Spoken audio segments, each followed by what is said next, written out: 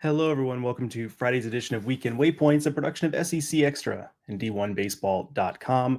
I'm your host, Joe Healy, here to take you through Thursday's results around the SEC and get you ready for Friday's game in this jam-packed 4-day weekend of SEC baseball action. Before we get to anything else, though, I have to remind you that this episode of Weekend Waypoints and every episode of Weekend Waypoints is brought to you by Academy Sports and Outdoors. Get ready for a new season of fishing fun with Academy Sports and Outdoors and reel in the best gear at low prices every day. Plus, Academy offers easy ways to shop and save time, like free 1-hour in-store or curbside pickup on academy.com orders. All right, folks, fun Friday around the SEC, another day where, we had some outlier scores. Oklahoma scored 17 runs, LSU scored 11, but another first game of the weekend, first day of a weekend where, the pitching was really good. Low scores across the board. Mark wrote about in one of his daily dishes this past week. You can go back and read about home runs being down across the SEC, and I think you could see that in some of these scores. Now, granted, it's the first day of the weekend, so you've got good pitching and rested bullpens, but I do think that is interesting and a little bit of a storyline to watch as we move forward. And last year was such an offensive year in the league. Really, the last couple of years have been, and this feels like a little bit of a step back from that. And the game has some nice balance. So it's not, I don't think it's a bad thing, but regardless, it was a fun first day of the weekend. Sean Miller says, how does it feel broadcasting from mom's basement? And have they created a Joe Shrine room to celebrate your accomplishments? Yeah, I've upgraded from the basement, actually, Sean. This is a spare bedroom, so I've moved up from the basement. This is a nice adjustment there. Carl Dunn says, good morning, Joe. Good morning, Carl. What a wonderful comeback last night versus Bama, down 5-1 and then score 10. Yeah, 10 unanswered. Go ahead home run for Stephen Milam in the 7th inning of that game. Great comeback.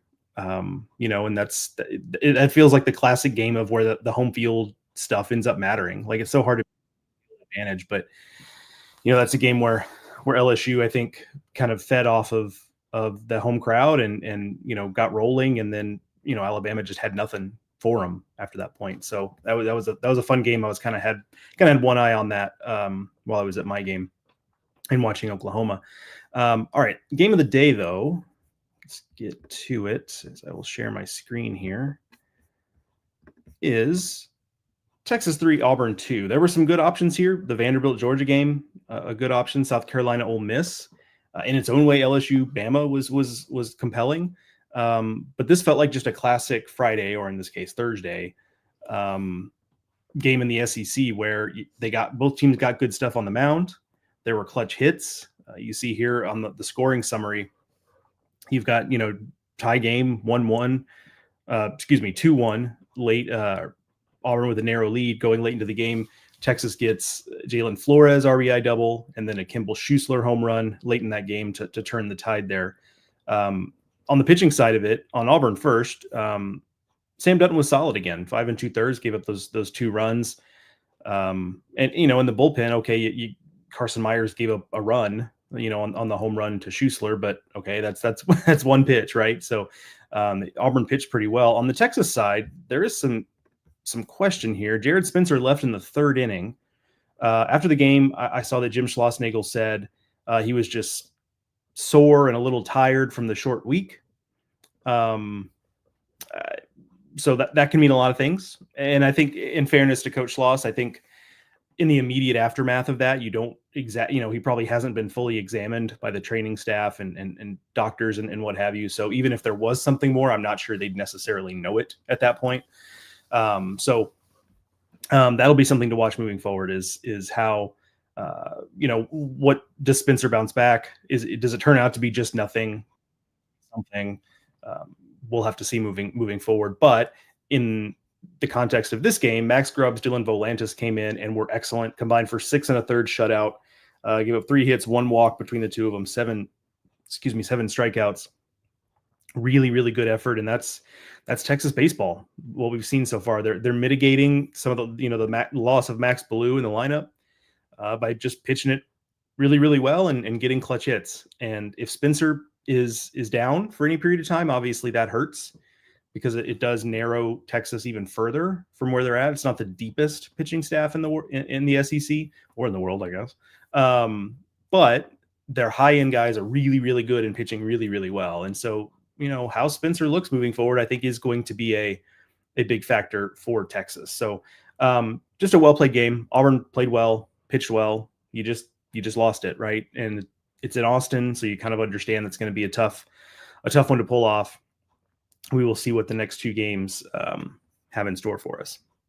All right.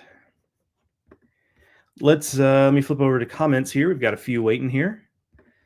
Yeah, Lindsey Crosby says Auburn Texas was a classic back and forth battle. Was enjoyable to watch, even if it didn't finish the way we wanted. Yeah, I think, and that's well put, Lindsey. Like, it just was a really quality game. And I think, to tie it back to what I was talking about at the top of the show, I think last year with how offensive the league was, rare were the games where there was just a ton of.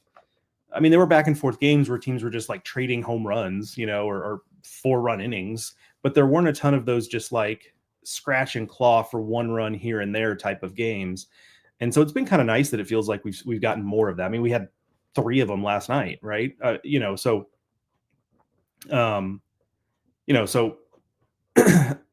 it just is a nice change of pace from what we've gotten with tight games.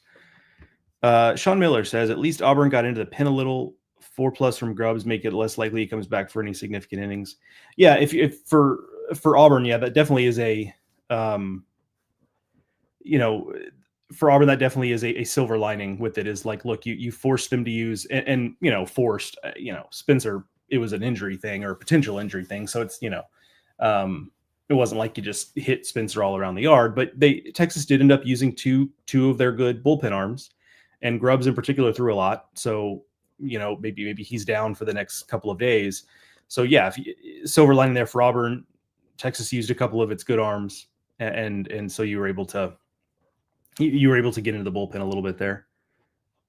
Carl Dunn said, "Did you fix the font on your hitter and pitcher of the day?" I did, Carl. You'll be excited to see it. It's particularly big today because the hitter list was pretty short, and the pitcher list is always a little bit shorter than the hitter list. So yeah, you're going to be excited to see it, Carl. And then Longhorn Pundit says, "Who is we?" with some laughing emojis. And Longhorn Pundit, I don't know exactly what you're referring to there. You can comment again if you want to clarify, because I would love to tell you who we is, but I'm not exactly sure what you mean there. Okay, let's go to the hitter of the day here.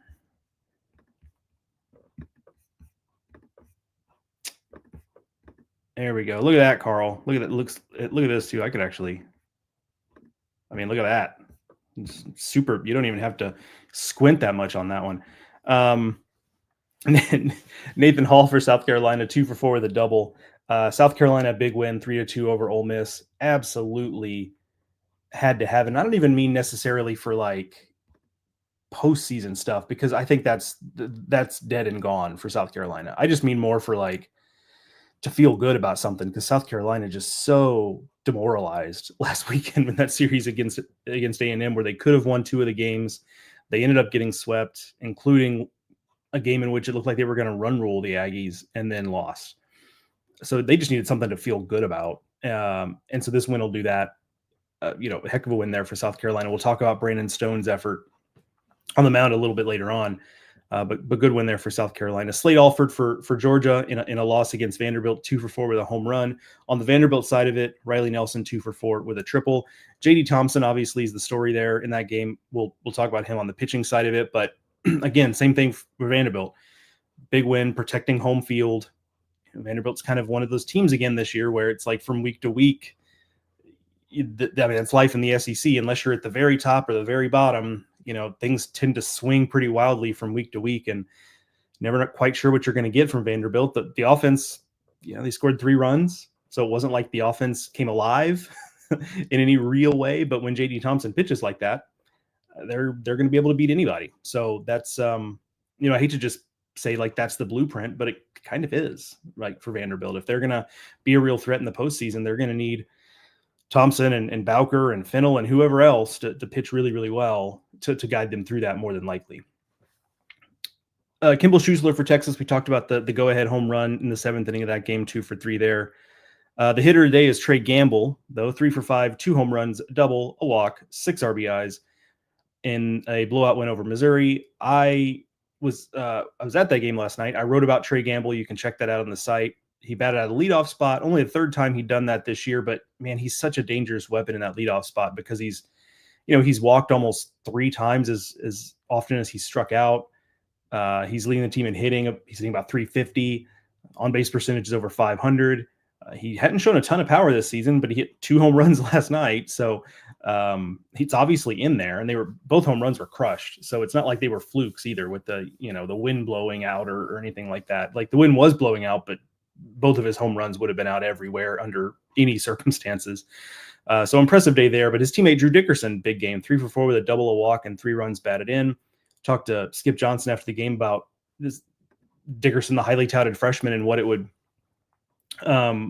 take for him to continue to have performances like that, because it hasn't been easy this season for Dickerson. And Skip was just, he's just maturing, right? I mean, they're leaning on a lot of new faces, and to Oklahoma's credit and those players' credit, a lot of those new faces have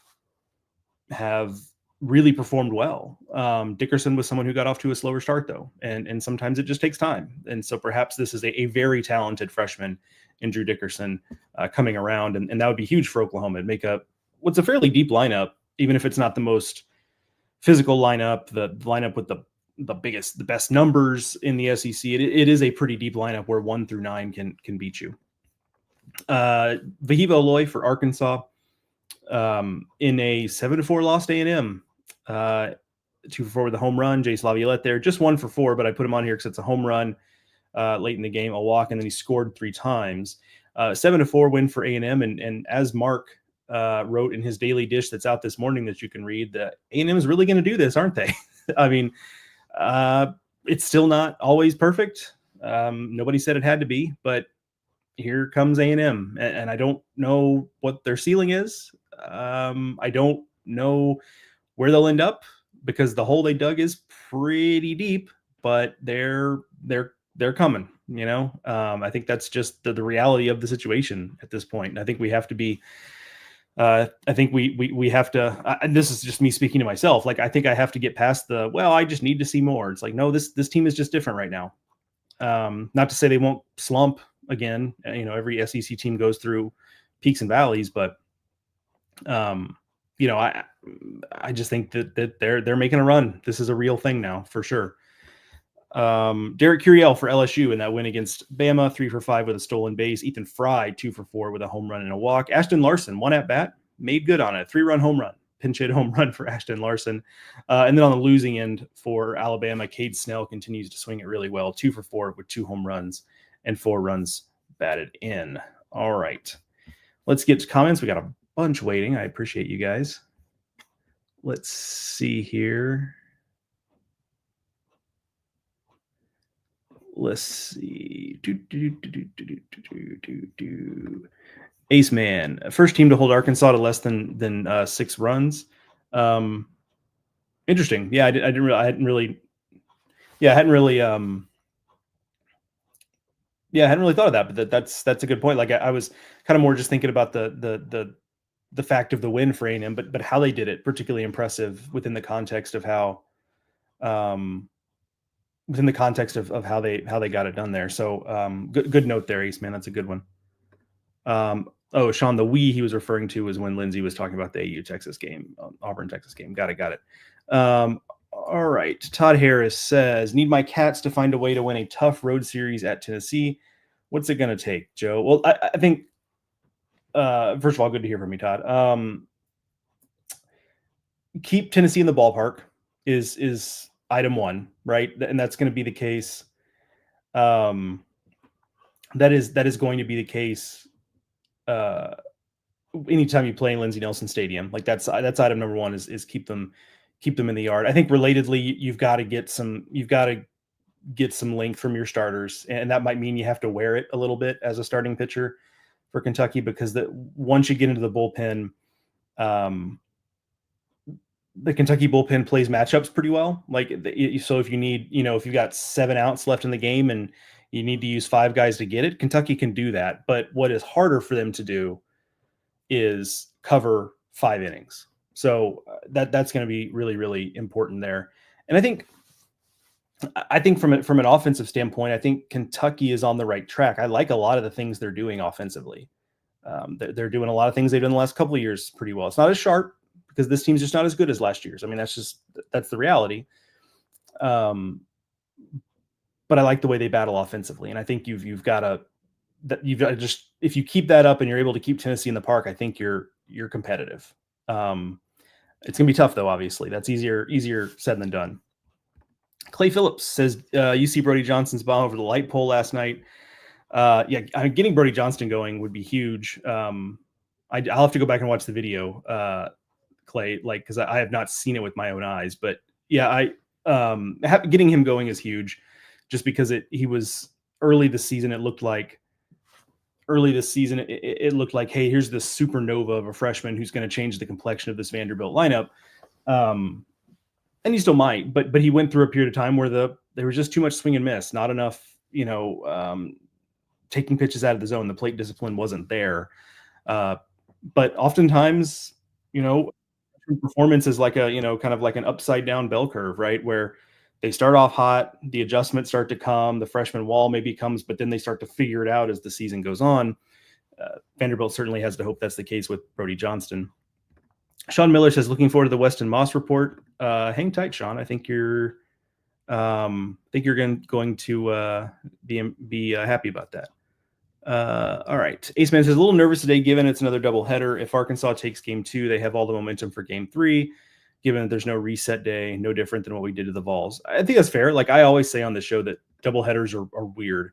Like there's one in Columbia, Missouri today. Like I don't anticipate Missouri, on paper, they haven't looked competitive, but you tell me in a doubleheader, like wonky stuff happens. Like I believe you. It's just a weird deal. And I think we'll look back on, if A&M really does this, I don't know what this is. If maybe, they're a 2 seed or they sneak into hosting or whatever it is based on where they started the season.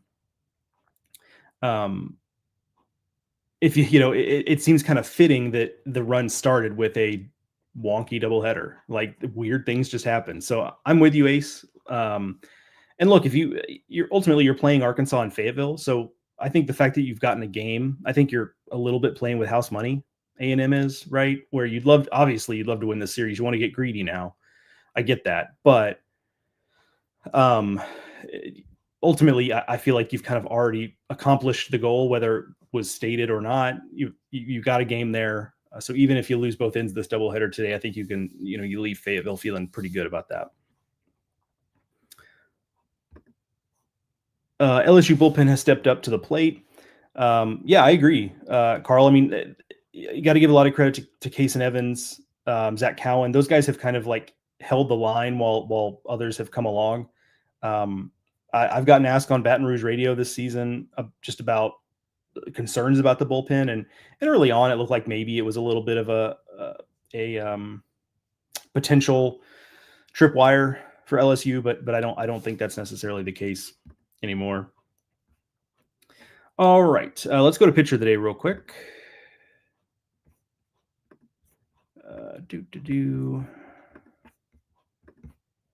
All right. Ultimately, I took the lazy way out. Couldn't pick between Brandon Stone and JD Thompson, but let me put it this way.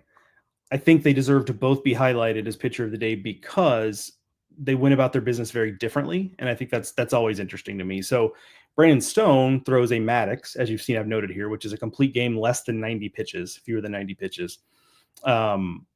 6 hits, 2 runs, no walks, 4 strikeouts, 86 pitches. It was just pitching in a rocking chair. He gave up a couple of runs, but I mean, it just looked, he was just, flinging that 2-seamer in there, and Ole Miss was more than happy to just be in swing mode. Right. And there have been other outings for Stone this season where teams have been in swing mode, and that's been a bad thing for Stone because they've been hitting the ball all over the yard.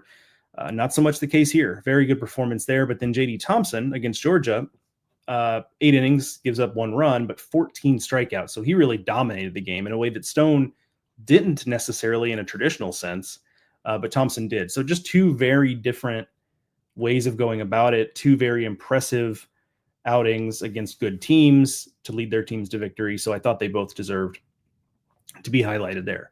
Other efforts, Mason Morris in the game against South Carolina, 2 2/3 hitless shutout innings.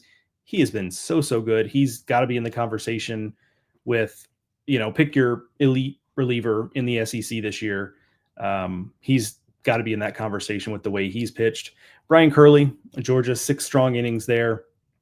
Ultimately in a loss to Vanderbilt, but he kept them in the game, and Georgia had a lead in the middle innings of that game, in large part because of Curley's efforts. Max Grubbs, Dylan Volantis, I talked about them combined in relief after Spencer left. 6 1/3 strong innings. Sam Dutton for Auburn, another solid outing there. There's Weston Moss for Texas A&M. There's been a couple times this season when he's really bailed A&M out, where one of them in the South Carolina series where he just comes on and just kind of puts the team on his back and says, all right, well, I got it, and he carries them to victory. And that was the case again yesterday with 5 strong innings there for Weston Moss. And then Dylan Carter for Arkansas in the same game, kept Arkansas in that game all the way through, 4 shutout innings for him as well. But pitchers of the day, Brandon Stone and JD Thompson. All right. Flip over to comments, make sure I didn't miss anything. Sean Miller says, Stone says strikeouts are fascist, ground balls are more democratic. Yes, I've heard that. People have said that, but that's what he's about, though. When Brandon Stone's throwing the ball well, he's going to be a guy that wants contact because, yes, his stuff is pretty good, but it's more about with that, especially with that 2-seamer, it's more about like, let me get in on as a right-handed hitter. Let me get in on your hands and have you just dribble this ball to the left side. And there was a decent bit of that yesterday in his outing against Ole Miss. Ace Man says, yeesh, Weston Moss was electric against Arkansas, and I'm still not upset he didn't get it. That South Carolina pitcher went nuts. Yeah, it was just a, one-of-one outing for Brandon Stone to be that efficient. It was really, really impressive stuff. All right, game of the day for Friday for me is A&M Arkansas. Justin Lampkin versus Gage Wood on the mound. Obviously fascinated by the Gage Wood piece of this. How does he look? I'm certain there'll be some sort of pitch count on, right? I wouldn't expect him to go deep in the game, but for however long he's in the game, I'm interested to see what it looks like. Does his stuff look the same? How quickly does he get, how quickly does he start to look fatigued? Is he able to, give him a couple of innings? Are they clean innings? Like all that stuff. Just kind of interested in how it looks as much as the result. Although for Arkansas, getting the result is kind of important today.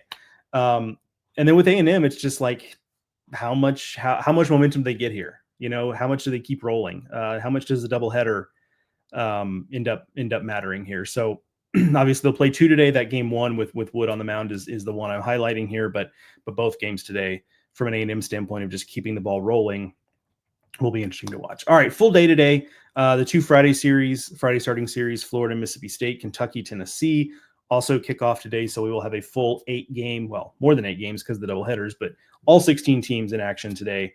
I've heard that, by the way, I'm interrupting because Scott, he said, hey, Joe, last night on the BAM LSU broadcast, Tom Hart and Ben referenced all you guys at D1 multiple times. Thank you for pointing that out, Scott. I did hear that.